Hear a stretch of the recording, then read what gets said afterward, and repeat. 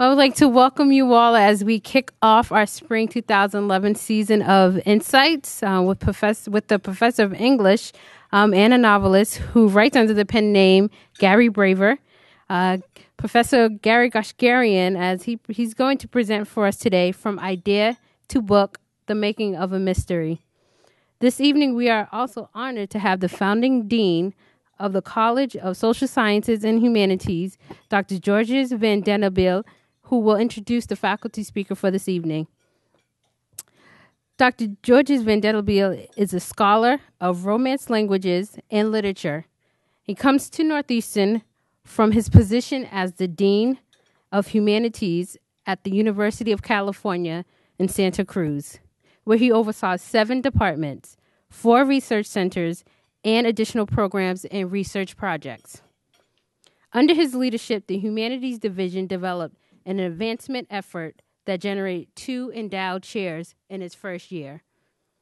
Prior to joining UC Santa Cruz, he spent 16 years at the University of California in Davis. While there, he helped found and directed the National Endowment for the Humanities funded Pacific Regional Humanities Center.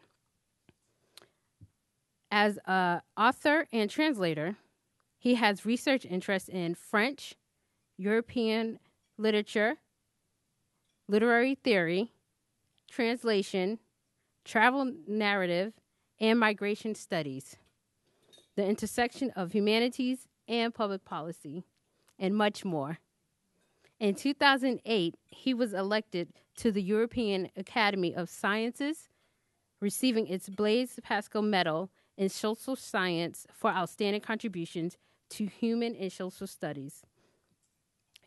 He holds a BA from Reed College and a PhD in Romance Studies with minors in Comparative Literature and Classics from Cornell University. I would also like to welcome Beryl, who I just recently learned will be joining the faculty of Northeastern within the Department of English as well, who is his wife. Now we'd like to welcome Dean Georges Van Dennebeel.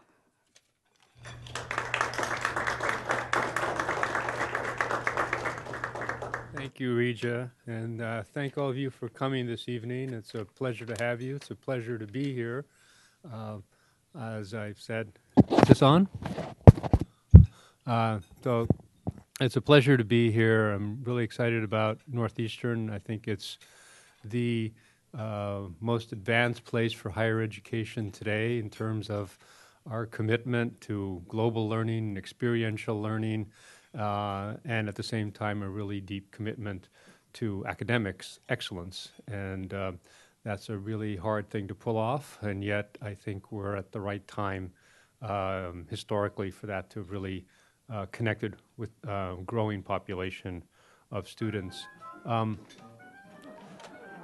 Now I hop into a song and dance number, and thank you. Well, I guess if I were a music professor, it'd be better, but that's too bad. That's more entertaining than I had hoped to be. Let me say a couple words because I'm the founding dean of the College of Social Sciences and Humanities. As you know, in the last couple of years, the very large College of Arts and Sciences was reorganized into 3 distinct colleges. In addition, the College of Criminology and Criminal Justice came into Social Sciences and Humanities. And I often get asked, what is the core vision and strength of the college? And it's actually quite easy to answer. If you look at the names, humanities is derived from the word human, and social sciences means the science of studying human behavior in groups. And fundamentally, we study what human beings do, think, imagine, have written, expressed, and done, and across a variety of cultures that span the globe and span the time of our history from the origins to today. So it's a huge field. I mean, we actually, I could say, do almost everything, and that's really a core relevant object of study for anything you want to know.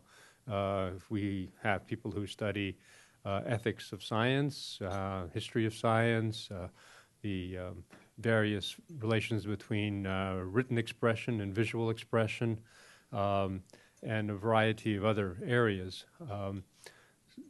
Great strengths we have are in public policy and development, in international studies and world cultures, in social justice issues, and in what I would call really high-end literacy, learning and teaching people how to read at a really sophisticated level, and also learning to write at an equally sophisticated level.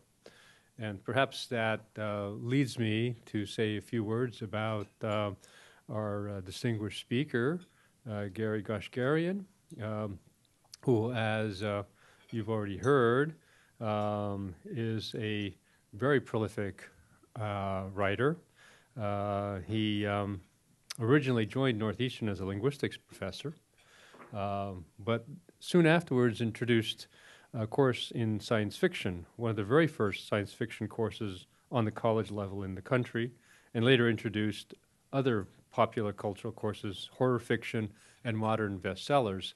And I say my hat's off to him, because I've occasionally dabbled in teaching this material, and it's very difficult, because if you teach science fiction, you get students who are incredibly in love with such and such an author, and they really believe they know more about it than you do. You know, if they've seen, too many episodes of Star Trek, it's a challenge. He's currently a professor in the English department. He teaches fiction writing and some of the courses I mentioned, as well as detective fiction and Edgar Allan Poe. He's taught fiction writing workshops throughout the U.S. and Europe, including the Maui Writers Retreat, which must be delightful, the Cape Cod Writers Conference, which is really a very major thing, the London Writers Conference, and a Writers Conference in Switzerland, as well as workshops at Brown University, Emerson College, Florida State, and many, many others. He's the author of 8 critically acclaimed mysteries and thrillers, the first 3 under his own name, and the most recent titles under his pen name, Gary Braver. His latest novels include Skin Deep, Flashback, Gray Matter, and Elixir. His novels have been translated into 5 languages, and 3 have been optioned for films. His 6th novel, Flashback, which came out in 2006, is the only thriller to have won a prestigious Massachusetts Book Award for fiction. His next novel, Tunnel Vision, about near-death experiences, will be published by Macmillan in July of this year. And if you think he's not busy enough doing that, I might mention that he's also the author of 4 popular college writing textbooks, and the importance of which I cannot underestimate. Titles like Exploring Language, The Contemporary Reader, Dialogues, and What Matters in America.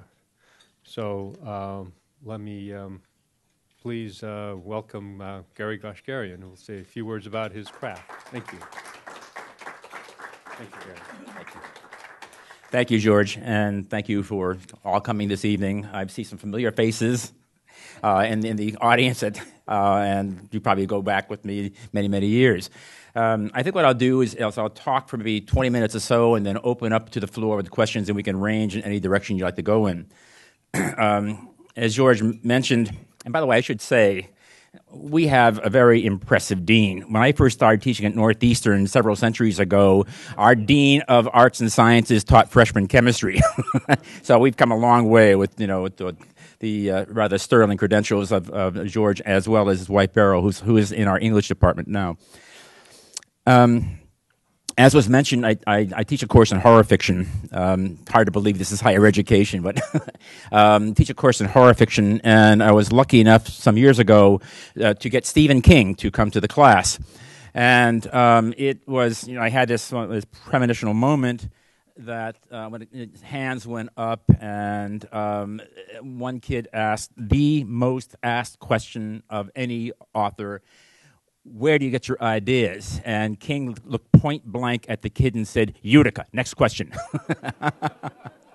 And it was a fabulous answer. It's been with me for 20 years or so, as if, there's a little shop in Utica, an idea shop you go, and you have zombie kids and, rabid St. Bernards and, ghost-infested hotels in Colorado.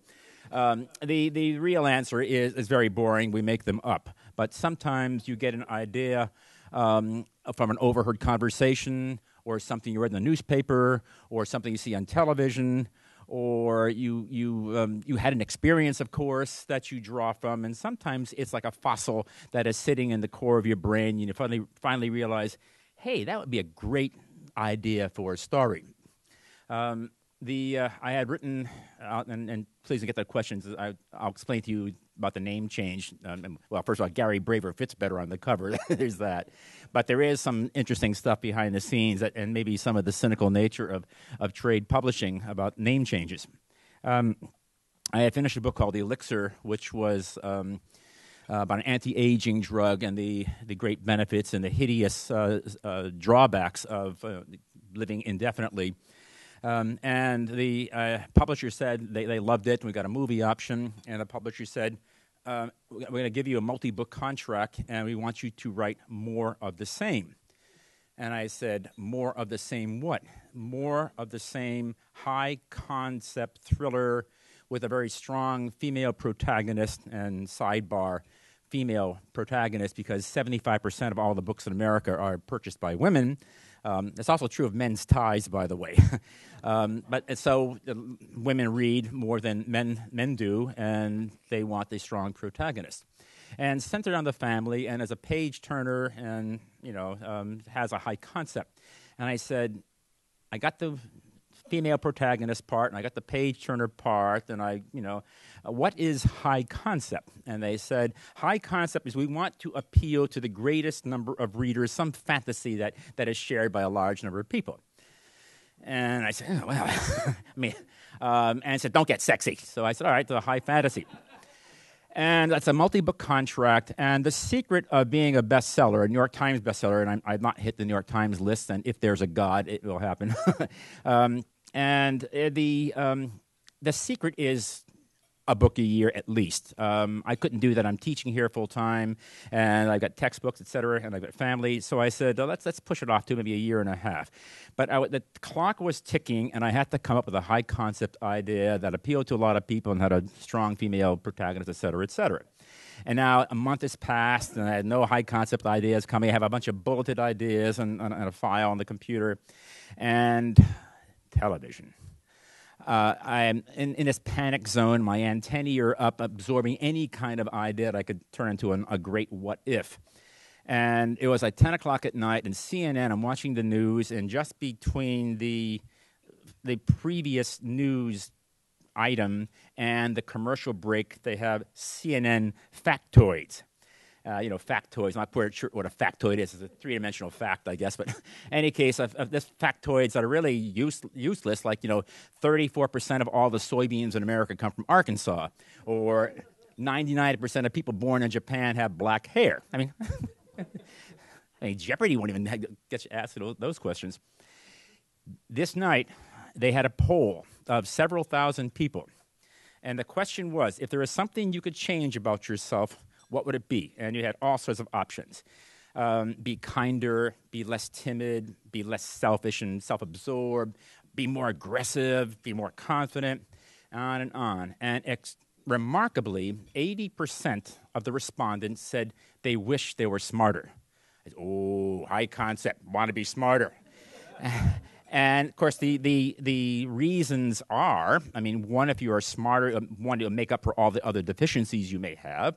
Secondly, if you're smart, you get the attention in grade school, you get the better grades, you get into the better schools, you get the scholarships, you get into the hot colleges, you get the better jobs with the higher salaries and affluent, neighborhoods and better marriages and blah, blah, blah. It's not happiness in itself, but it's a ticket to ride if you're smart.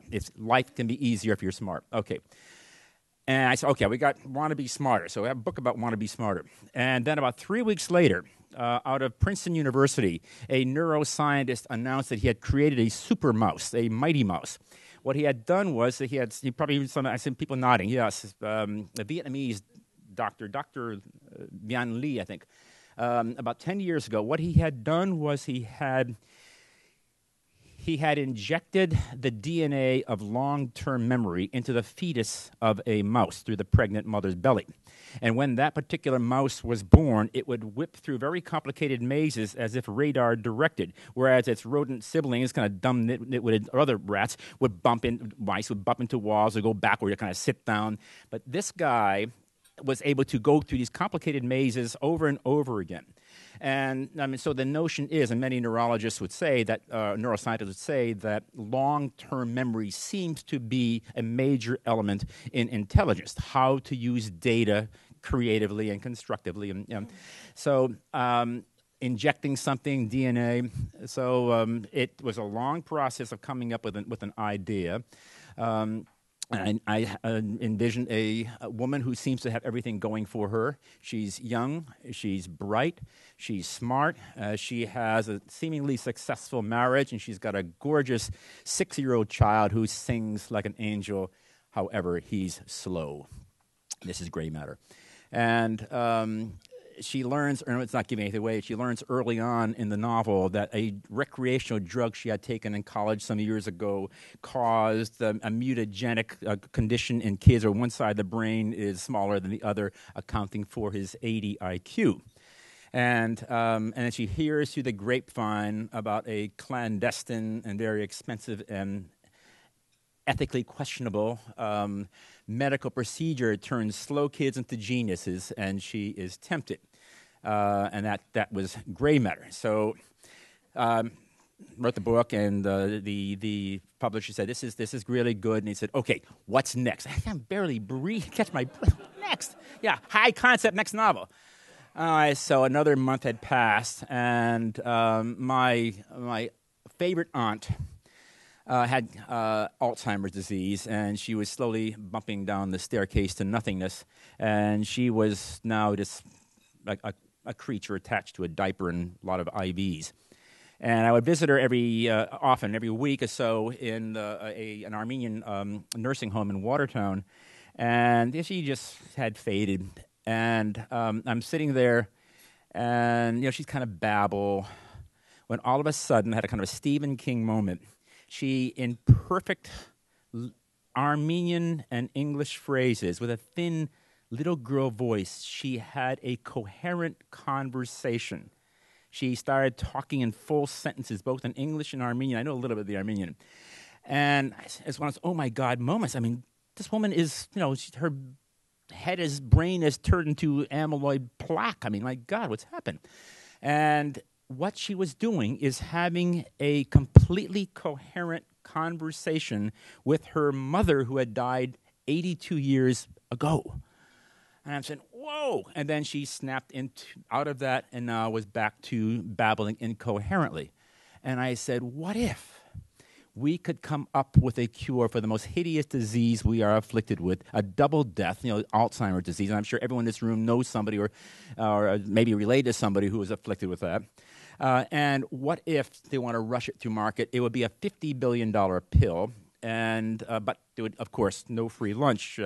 As was mentioned, also, I teach science fiction. Some of you might have had the science fiction course, and the staple and the very first science fiction novel ever is Mary Shelley's Frankenstein, which is watch out what you wish for. I mean, you want to improve on the human being, you're going to have to suffer the consequences. It may turn against you, which is pretty much a theme in most of my books.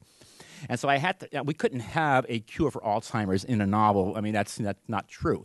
And there's some things you can't make up and say, and pass it off as, but so there have to be some side effects, and that is what flashback is about. The good news is it will not only stop the amyloid plaque from developing, turning your brain into gumballs, but it will reverse the process, and you could relive stuff. But bad stuff is if you had walked into a garage when you were 7 years old and you saw your father hanging from a noose, you don't want to relive that over and over again. Or if you were a victim held captive in the Korean War and were interrogated hideously, you don't want to relive that over again. So the flashback has, deals with cure for Alzheimer's, a rush to market with a faulty drug, and and the consequences of all that and trying to stop it before it happens.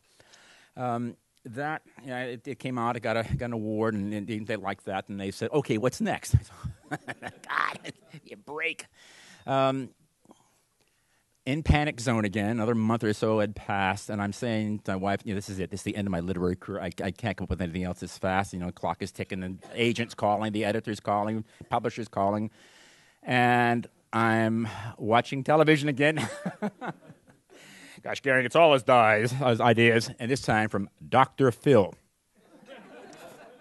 I mean, you want to plumb the depths of American culture, watch Doc Phil. I'm clicking through the channels, and there is this image of this very attractive 28-year-old blonde woman who is weeping in the arms of Dr. Phil. Why is she weeping in the... And I'm not making this up. Why is she weeping in the arms of Dr. Phil? Because she cannot walk by a mirror without being depressed at how she does not resemble Jessica Simpson, the singer and some questionable actress. And to her, Jessica Simpson had a gorgeous face. She's a very attractive one. She has beautiful architecture face, wide cheekbones, wide eyes, short chin, nice petite nose. And this woman had, like I say, I'm not making this up, 17 cosmetic procedures on her face toward that end make me look like Jessica Simpson. And as everyone in the audience, and I'm sure you're thinking right now, what Dr. Phil said was absolutely accurate. Lady, you don't need another surgeon. You need a good shrink in about 15 years on the couch. I mean, clearly a low self-esteem, but, the antenna started cooking. What a great subject matter, because I write kind of medical, psychological thrillers on the medical slant. Cosmetic surgery. You got the issue of the beauty myth, women who are pressed to look pretty. You've got the celebrity worship. You've got the quick fix. I mean, cosmetic surgery is out of the closet. When I was a kid, people who had nose jobs never talked about it. Now you've got Joan Rivers on television saying, this face has seen more knives than Benihana. Love that line. So it's out of the closet. Parents are giving breast enhancement to their daughters graduating from high school. It's a gift. In South America, it's even more rampant than here. They go to cosmetic surgeons. You wait to go to a beauty salon. I think I'm gonna get my nose taken off, and ears pinched, whatever. So it's a very real phenomenon. And if you're not happy with what you're born with, you can get it fixed. So I said, cosmetic surgery. Here's a good one. This is skin deep. The beauty, as in beauty is. I need a story. Now I talk about how a story comes together. I need a story. Here is the medical MacGuffin. Here is this thing that's going to get everything going. Let me tell you one thing. The books I write are a little complicated, particularly Skin Deep and some of the others, because they're not mysteries and not thrillers, but the 17-year-old kid at Barnes & Noble who stacks the shelves, puts some of those mysteries, puts some of the thrillers, puts some of the science fiction, puts some of the horror fiction. I write psychological thrillers with a slightly medical slant. Sometimes it's pharmaceutical, sometimes it's medical. I just lost the train of thought. Okay, so what I needed was a storyline to develop. And so I thought of a Boston homicide cop who teaches night courses in criminology at Northeastern University. That's it. I've got scenes all over the campus, and including one scene with a famous criminologist from the sociology department named Jacqueline Levine. If you know Jack Levin, who's got a hair as if it were designed by Einstein. Any case, I need a cop. I needed cosmetic surgery involved. So I imagine a Boston cop who is on the trail of somebody who is stalking very beautiful women in Boston. And we go from Northeastern to Harvard to Sorelina's restaurant down the street, to a yacht ride on the Boston Harbor during fireworks display, to a strip joint in Revere. I love the research on this book, by the way. I'm going to do some research. Yeah, talking about Cupcakes Cassidy tonight. Any case,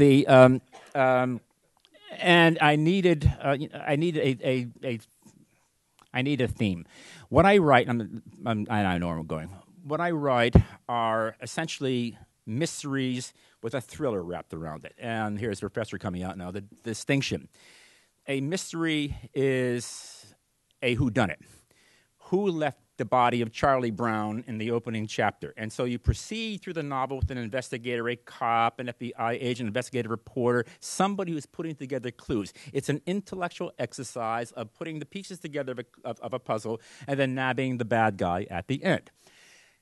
It is driven by figuring things out, putting pieces together. A thriller is a completely different strategy. You will know who the bad guys are. You know when it's going to happen. You know they're going to plant a bomb in the Yankee Stadium. You can tell I'm from Boston.